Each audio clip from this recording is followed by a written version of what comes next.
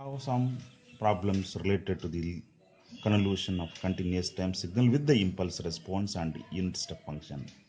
First question is U of n is linearly convolved with del of n. Answer should be x of n. Next is this is x of n is linearly convolved del of n. Answer should be x of n. X of n is linearly convolved with del of n minus n naught. Output must be x of n minus n naught. When x of n is linearly convolved with u of n, output must be, that is, summation of k tends from minus infinity to n x of k. Similarly, when x of n is linearly convolved with time shifted unit step function, that is, output is summation of k tends from minus infinity to n minus n naught x of k. Let us prove one by one here. That is, x of n when it is linearly convolved with the del of n.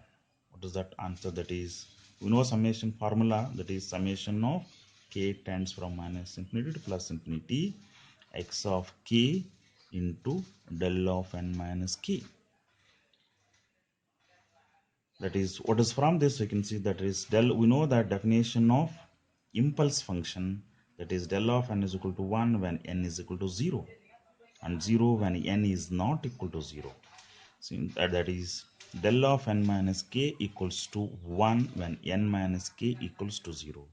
That means this exists only at n is equal to k. That means we don't need to vary k from minus infinity to plus infinity, because the solution exists only at k is equal to n. That means I can write that x of n, that is linearly convolved with del of n, this exists only at k is equal to n, and that is some x of n into del of, that is n minus n, del of 0 value it will become 1, that is x of n.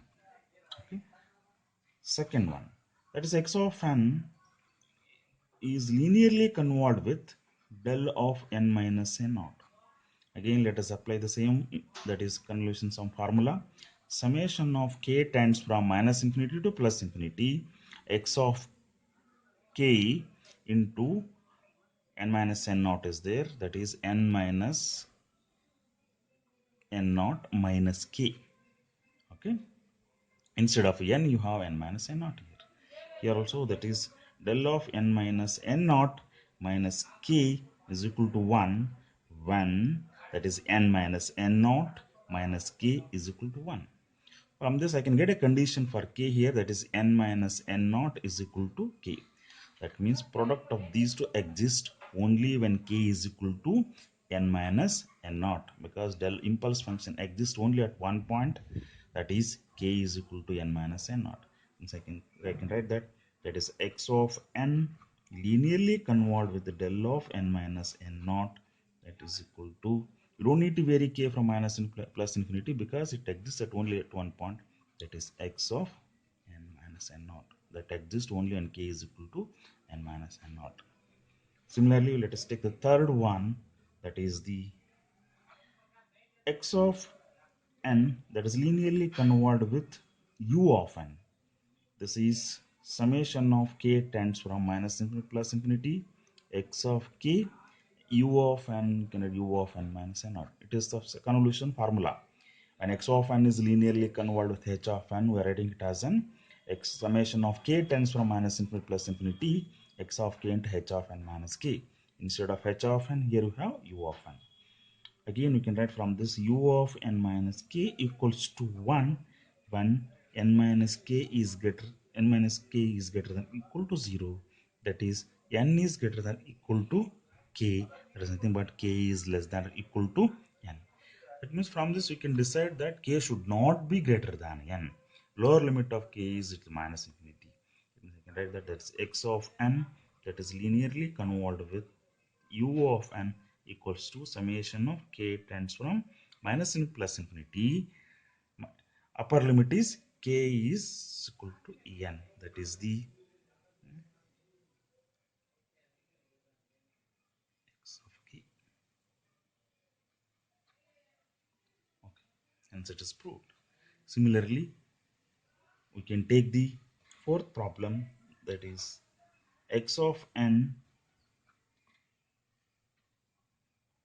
linearly convolved with u of n minus n naught. You can write this one as summation of k tends from minus infinity to plus infinity x of k into u of n minus n naught minus k.